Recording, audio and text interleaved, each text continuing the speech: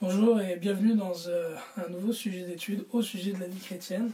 Et aujourd'hui, le Seigneur m'a mis à cœur d'aborder avec vous un sujet qui nous touche beaucoup dans le XXIe siècle, particulièrement nous qui vivons dans les pays occidentaux, et c'est l'esprit de la dette. De parler ensemble, en regardant la parole de Dieu, en sondant les Écritures avec la guidance du Seigneur, de ce que est la dette, l'endettement, les prêts, comment est-ce que le Seigneur voit ça, et est-ce que nous, chrétiens, devons être endettés? Avant d'aller de l'avant et d'ouvrir la parole, je vous propose de prier ensemble et demander l'assistance du Seigneur. Père éternel, Dieu d'Abraham, d'Isaac, d'Israël, Seigneur Jésus, alors que nous allons ouvrir ta parole, Seigneur, nous prions que tu ouvres nos cœurs et que tu nous disposes à recevoir, éternel, humblement, la nourriture spirituelle que tu as pour nous. Papa, je te demande au nom de Jésus de nous diriger dans tes voies, afin que nous puissions, éternel Seigneur Dieu, arriver à ta stature, à ta ressemblance, Seigneur Jésus-Christ, et que tu sois ainsi glorifié de nos vies. Je te demande de me donner d'enseigner, Seigneur, avec amour, compassion et humilité, ô Éternel, et je prie, Papa, au nom de Jésus, qu'alors que la vérité va être prêchée, Seigneur, tu brises, Éternel Seigneur, le joug de la servitude qui pèse sur les enfants de ton peuple. Au nom de Jésus. Amen. Excellent. Alors je vous propose de commencer en allant ouvrir l'Ancien Testament. Il y a dans l'étude de la Bible, il y a une notion qui est intéressante. C'est ce qu'on appelle la loi de la première mention. L'idée en fait est que lorsqu'un terme est mentionné pour la première fois dans la parole, eh bien, ça nous permet d'avoir une idée assez précise de la perception que Dieu a de cette notion, ou de ce qu'enferme ce terme en tant que tel. Et ce que je vous propose, c'est d'aller regarder l'une des premières mentions de la notion de dette dans l'Écriture, dans la parole de Dieu. On va aller dans le livre de Deutéronome, dans l'Ancien Testament, donc au chapitre 15, au verset 22. Je vais prendre la parole pour le lire. Deutéronome, chapitre 15 et verset 22. Alors, Deutéronome 15, 22, pour mettre en contexte, c'est un passage qui parle du remise des dettes à tous les 7 ans. Vous n'êtes pas sans savoir que lorsque le peuple d'Israël était sous la loi, il y avait à tous les 7 ans ce qu'on appelle un sabbat annuel, donc une année sabbatique, durant laquelle plusieurs événements avaient lieu, et notamment le fait que ceux qui avaient une dette étaient cette année-là relâchés, pardonnés de leur dette. Et ici, Dieu donne la règle qui a trait à ce pardon de la dette à tous les 7 ans, il dit « Au bout de 7 ans, tu feras la remise », au verset 1 du chapitre 15. Voici en quoi consiste la remise. Tout créancier qui aura fait un prêt à son prochain en fera remise. Il ne pressera pas son prochain ou son frère quand on aura proclamé la remise pour le Seigneur. Tu pourras presser l'étranger, mais tu feras remise de ce qui t'appartient chez ton frère. D'ailleurs, il ne devrait pas y avoir de pauvres chez toi, car le Seigneur te bénira dans le pays que le Seigneur ton Dieu te donne comme patrimoine, afin que tu en prennes possession, pourvu seulement que tu écoutes le Seigneur, ton Dieu, en veillant à mettre en pratique tout ce commandement que je t'institue pour toi aujourd'hui. Le Seigneur ton Dieu te bénira comme il te l'a dit, tu prêteras sur gage à une multitude de nations. Et toi, tu n'auras pas à emprunter sur gage. Tu domineras sur une multitude de nations et elles ne domineront pas sur toi. S'il y a chez toi un pauvre parmi tes frères, dans l'une de tes villes, dans le pays que le Seigneur ton Dieu te donne, tu ne t'entêteras pas et tu ne fermeras pas ta main à ton frère pauvre. Tu l'ouvriras ta main et tu lui prêteras sur gage de quoi pourvoir à ses besoins. Garde-toi de tenir un raisonnement sans morale en te disant « La 7e année, l'année de la remise, approche », de regarder d'un œil mauvais ton frère pauvre et de ne rien lui donner. Il invoquerait le Seigneur contre toi et ce serait un péché pour toi. Donne-lui, et que ton cœur ne soit pas mauvais quand tu lui donneras. À cause de cela, le Seigneur ton Dieu te bénira dans tous tes travaux et dans toutes tes entreprises. Il y aura toujours des pauvres dans le pays. C'est pourquoi je te donne cet ordre. Tu devras ouvrir ta main à ton frère, le pauvre ou le déshérité qui est dans ton pays. Et donc nous finissons ici au verset 11 du chapitre 15. Alors, dans ce passage qui parle donc de la remise des dettes, il est intéressant de noter donc le fait que le Seigneur ordonne à ce que le repos soit accordé à tous les 7 ans à ceux qui avaient des dettes parmi les enfants d'Israël. Donc lorsqu'un fils d'Israël avait prêté de l'argent à un autre fils d'Israël, il devait tout simplement effacer sa dette lorsque la 7e année arrivait. Maintenant, lorsqu'on regarde un petit peu ce passage pour essayer de comprendre qu'est-ce qui tourne autour de cette notion de dette, ce qu'on voit tout d'abord, c'est que la dette, le prêt donc, est une notion qui apparaît reliée à la notion de pauvreté. Le verset 4, en effet, nous dit ceci, « si nous lisons verset 4 ou verset 3, il est dit, verset 3, il est dit d'ailleurs, verset 4, excusez-moi, il est dit d'ailleurs, il ne devrait pas y avoir de pauvres chez toi, car le Seigneur te bénira dans le pays que le Seigneur ton Dieu te donne. Donc Dieu dit que dans ce passage-là, ce qu'on voit, c'est que la notion de prêt est intimement reliée à la notion de pauvreté. Dans la Bible, dans ce passage, celui qui emprunte, c'est le pauvre. L'homme riche n'emprunte pas. Celui qui n'est pas dans le besoin n'emprunte pas. C'est celui qui est dans le besoin, c'est celui qui est pauvre qui emprunte. C'est le premier élément qui est intéressant à noter. Deuxième point, c'est que ce passage relie la situation d'endettement à la non-observation de la parole de Dieu, la désobéissance autrement, ou encore le péché. Parce que la désobéissance à la parole de Dieu, c'est le péché. Il est dit au verset 5 ceci.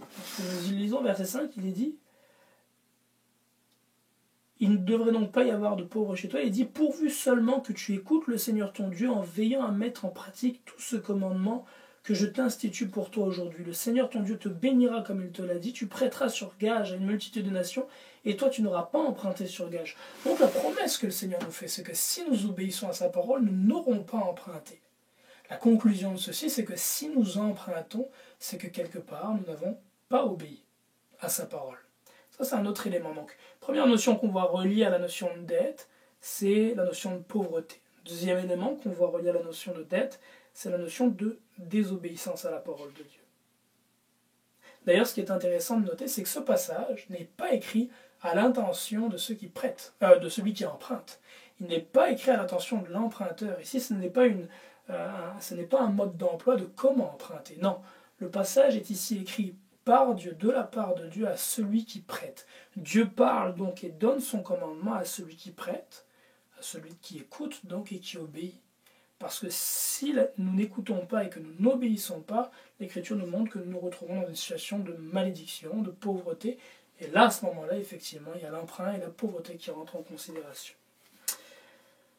L'article suivant, d'ailleurs, est intéressant. C'est l'article qui commence au verset 12. Et l'article suivant parle d'un autre thème qui est proche, et c'est celui de l'esclavage. Donc ce qu'on peut voir tout de suite, c'est que si, juste après avoir parlé de l'endettement, Dieu parle de l'esclavage, et après avoir parlé ici du verset 1 à 11, du fait qu'il faut relâcher à la 7e année ceux qui ont un prêt, il parle du verset 12 à 18 de relâcher ceux qui étaient esclaves, c'est que dans l'esprit de Dieu, il y a une connexion entre l'endettement et la servitude. Et effectivement, lorsqu'on va dans le livre des Proverbes, Proverbe 22 au verset 7, Proverbe 22 au verset 7, il est dit « Celui qui emprunte est l'esclave de celui qui prête. » Donc pour conclure la petite étude de ce premier passage de la parole, on voit que la notion de dette est rattachée à 4 autres notions. Ce qui tourne en fait autour de l'esprit de la dette, c'est 1. La pauvreté, 2. La désobéissance, 3. La malédiction, 4. L'esclavage. Tous des éléments donc qui semblent profondément négatifs. L'élément qui est important ici de noter aussi, c'est qu'il s'agit ici d'une dette qui est sans intérêt. Les prêts dont le Seigneur est en train de parler là, qui devaient être remis, étaient les prêts donc qui étaient entre fils d'Israël, et c'était des prêts qui devaient être pratiqués sans intérêt. Car dans Exode 22, verset 25, donc avant le livre de Deutéronome, il est dit dans la loi que lorsqu'un fils d'Israël prêtait à un autre fils d'Israël, il ne devait exiger de lui aucun intérêt. Il est dit, tu n'exigeras pas de lui un intérêt. Exode 22, verset 25. Donc ici, ce que nous voyons, c'est que cette notion de prêt qui est rattachée à la pauvreté, à la désobéissance, à la malédiction, à l'esclavage, n'est même pas encore un prêt avec intérêt. Simplement, le prêt sans intérêt est déjà rattaché à ces notions qui sont très négatives. Et évidemment, si l'Esprit de Dieu a un point de vue négatif de la dette sans intérêt, le point de vue de la dette avec intérêt est encore pire. Et lorsqu'on parle d'intérêt, certains ont souvent peut-être l'impression ou le sentiment ou la pensée que ce que Dieu n'aime pas, c'est pas vraiment l'intérêt, mais plutôt l'usure. L'usure qui est un intérêt excessif. Au Canada, on définit l'usure comme tout taux d'intérêt qui surpasse 60% de taux d'intérêt composé annuel. Mais en réalité, l'Écriture est contre. L'Écriture, présente de façon négative le fait d'emprunter et encore plus le fait d'emprunter avec un intérêt aussi bas soit-il. Puisque lorsqu'on va dans le livre de Néhémie au chapitre 5, verset 11, Néhémie chapitre 5, verset 11. Néhémie reprend le peuple d'Israël, les fils d'Israël, parce qu'ils avaient prêté à leurs frères et avaient exigé comme intérêt le centième de ce qu'ils avaient prêté. C'est-à-dire que l'intérêt qu'ils exigeaient était simplement de 1%. C'est un intérêt ridicule, à côté de ce qui est chargé aujourd'hui simplement en hypothèque, par exemple, ou en mortgage en anglais, où les taux d'intérêt qui sont parmi les plus bas du marché sont déjà supérieurs à 2%. Mais dans l'écriture, ici, Néhémie reprochait à ses frères d'avoir chargé un intérêt qui était de 1%. On va dans Néhémie 5, Néhémie chapitre 5 au verset 11. Néhémie 5, verset 11, pour le lire ensemble. Néhémie 5, verset 11, ici. Il dit, Néhémie donc, aux fils d'Israël, rendez-leur donc aujourd'hui leurs champs, leurs vignes, leurs oliviers et leurs maisons, et le centième de l'argent, du blé, du mou et de l'huile que vous avez exigé d'eux comme intérêt. Donc ils avaient exigé 1% d'intérêt et Néhémie leur demande de rendre ce 1% d'intérêt qu'ils avaient exigé. Alors, cette première approche d'étude du sujet de la dette et de l'intérêt nous permet d'avoir une première idée de ce qu'est l'esprit de la dette. Un autre élément qui est intéressant de regarder, c'est ce qui a trait au vocabulaire. Lorsqu'on va regarder la racine hébraïque des mots qui sont utilisés pour parler de l'intérêt, du prêt, ou encore de la dette, on va tout d'abord trouver le terme nasha. Nasha en hébreu, c'est le prêt simple. Deuxièmement, on va trouver le terme lava. Lava, c'est le fait d'emprunter.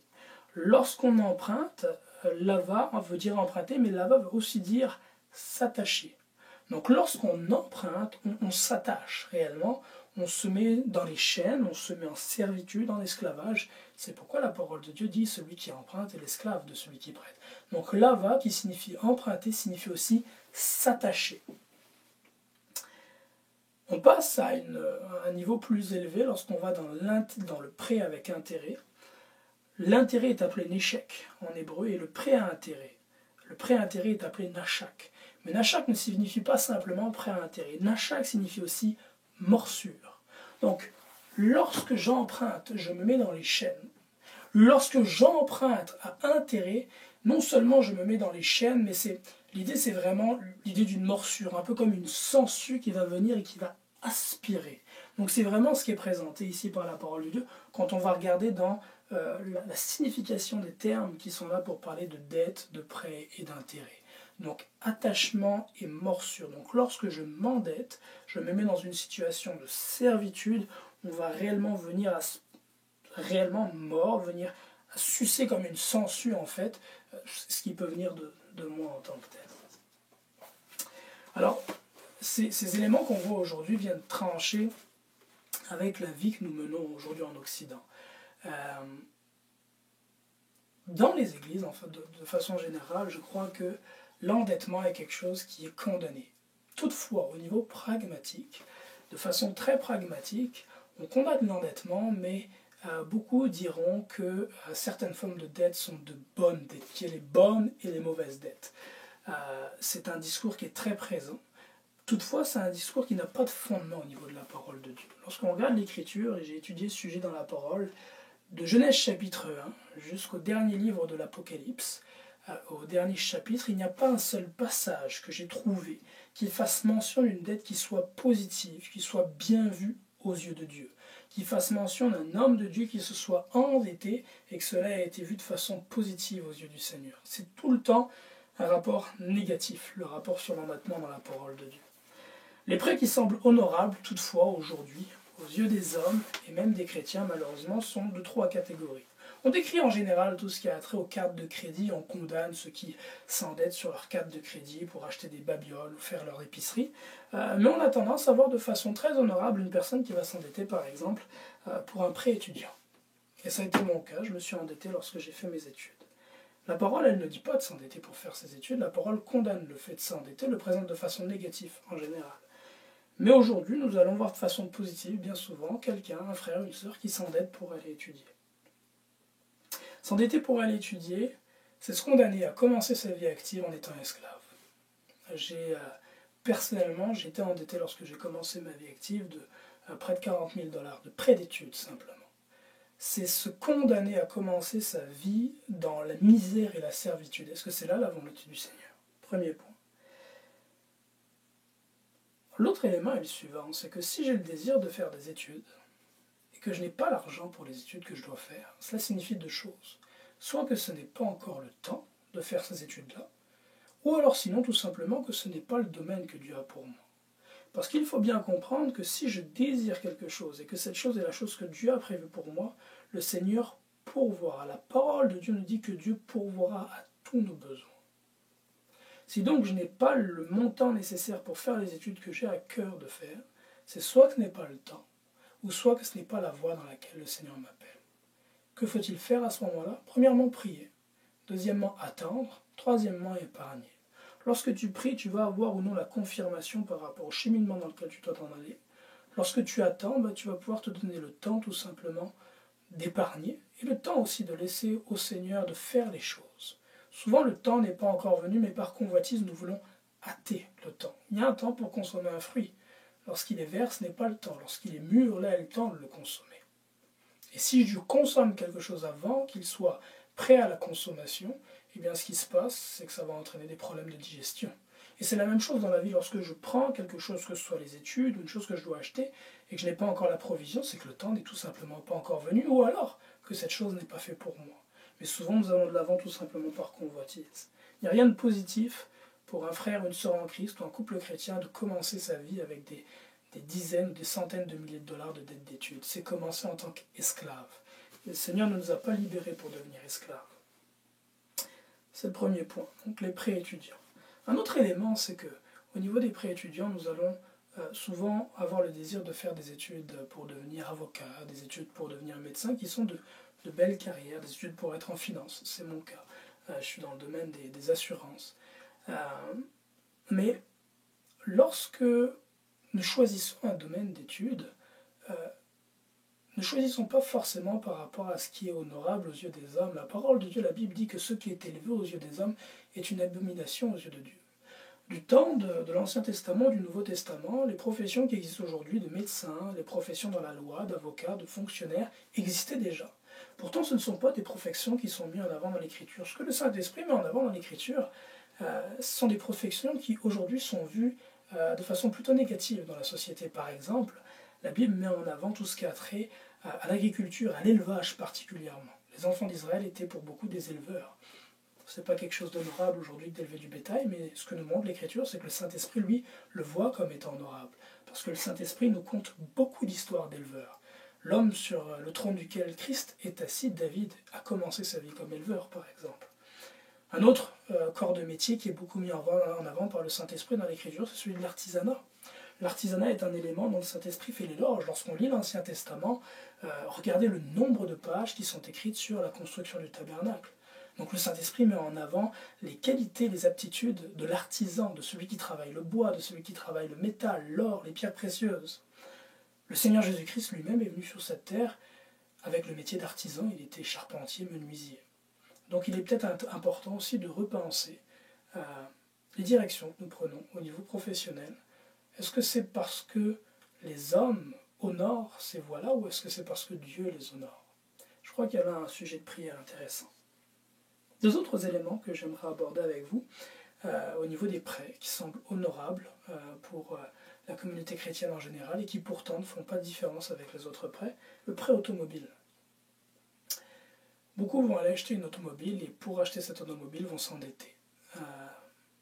La parole ne dit pas de s'endetter pour acheter une automobile ou pour acheter un moyen de déplacement comme un cheval ou un âne tel qu'il y avait à l'époque. Mais pourtant nous le faisons.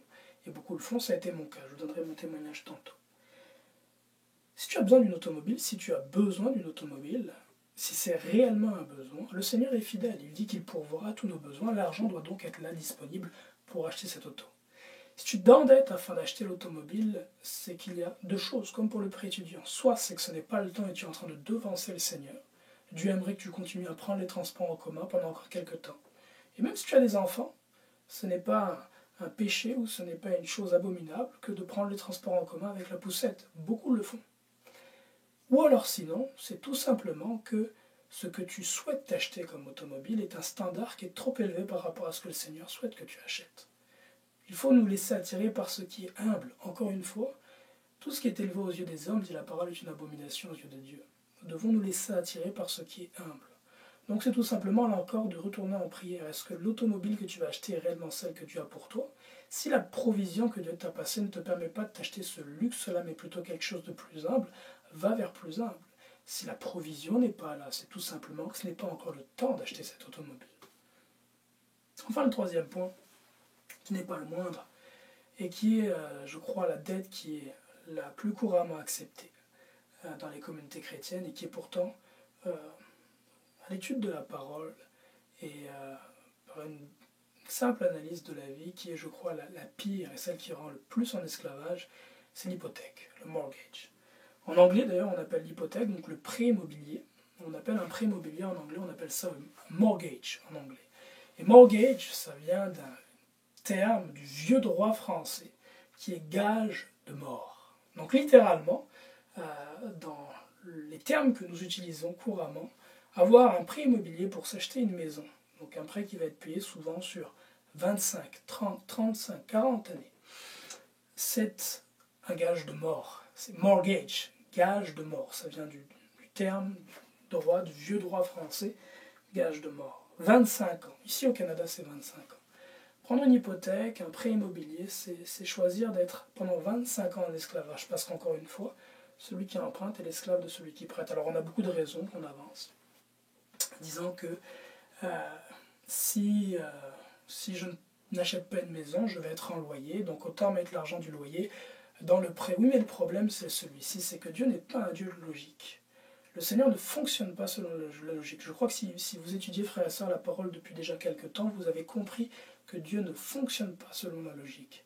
Dieu fonctionne selon les principes. Oui, logiquement parlant, mettre l'argent que je gagne dans un loyer, ça pourrait être plus intéressant de le mettre dans une hypothèque. Mais en mettant cet argent dans une hypothèque, dans un prêt immobilier, je mets mon argent dans de la dette, je m'endette, je me mets en servitude. Et l'Écriture nous montre que la servitude, que l'endettement n'est pas une bonne chose. Si au contraire je choisis de respecter le principe de Dieu, de renoncer à l'endettement, et de croire par la foi que Dieu va pourvoir pour que je puisse m'acheter une propriété sans avoir à m'endetter, le Seigneur pourvoira. Mais le problème aujourd'hui, c'est que nous croyons que Dieu a séparé les eaux de la mer Rouge il y a de ça 4000 ans et qu'il était capable de le faire. Mais on ne croit pas qu'il soit capable de pourvoir 300, 400, 500 000 dollars pour pouvoir s'acheter une maison cash, ou peut-être un peu moins, parce que ce n'a pas besoin d'être aussi dispendieux que ça. On est capable de croire que Dieu a ressuscité des morts Lazare, mais on a des difficultés à croire qu'il serait capable de pourvoir 200, 250 000 dollars pour pouvoir s'acheter une maison cash. Pourtant, Dieu est le même hier, aujourd'hui, éternellement. Et je crois que cette maladie-là que nous avons est la même maladie qu'avait la sœur de Lazare. Lorsqu'elle vient voir le Seigneur, elle a dit « Ah, Seigneur, si tu avais été là hier, tu aurais pu le guérir. » Et là, le Seigneur Jésus dit « Mais ne crois-tu pas que je suis la résurrection ?» Puis il dit que oui. Elle dit que oui, je crois que tu le ressusciteras au jour du grand jugement. Elle croyait que le miracle était possible hier, qu'il est possible à la fin des temps, mais elle ne croyait pas que le miracle était possible dans le temps présent dans lequel elle vivait. C'est un petit peu aujourd'hui le même mal dont nous souffrons. Nous croyons aux miracles dont la parole fait mention dans l'Ancien et le Nouveau Testament, qui ont lieu il y a plus de 2000 ans, mais nous ne croyons pas en la possibilité de Dieu de pourvoir. Donc là encore, par rapport à ce qui a trait d'être propriétaire de sa demeure, parce que l'Écriture dit « possède ta demeure », il s'agit tout simplement de prier, premièrement, afin d'avoir une guidance claire du Seigneur sur le standard de demeure qu'il souhaite que nous ayons, le lieu où il souhaite que nous habitions, d'attendre et d'épargner. C'est aussi simple que ça. Et le Seigneur pourvoira selon sa richesse. À lui appartiennent l'argent et l'or. Si c'est la volonté de Dieu, que tu sois propriétaire, et ça l'est, il dit « possède ta demeure ». Au temps où ce sera sa volonté que s'accomplisse cette promesse, la provision sera là. Si la provision aujourd'hui n'est pas encore là pour toi d'acheter une maison sans t'endetter, sans devenir esclave de la banque, c'est que ce n'est pas encore le temps de le devenir. Enfin, c'était les trois dettes que je voulais traiter avec vous, les trois formes de prêts qui semblent les plus honorables et qui pourtant sont, je crois, les pires parce qu'elles sont les plus importantes.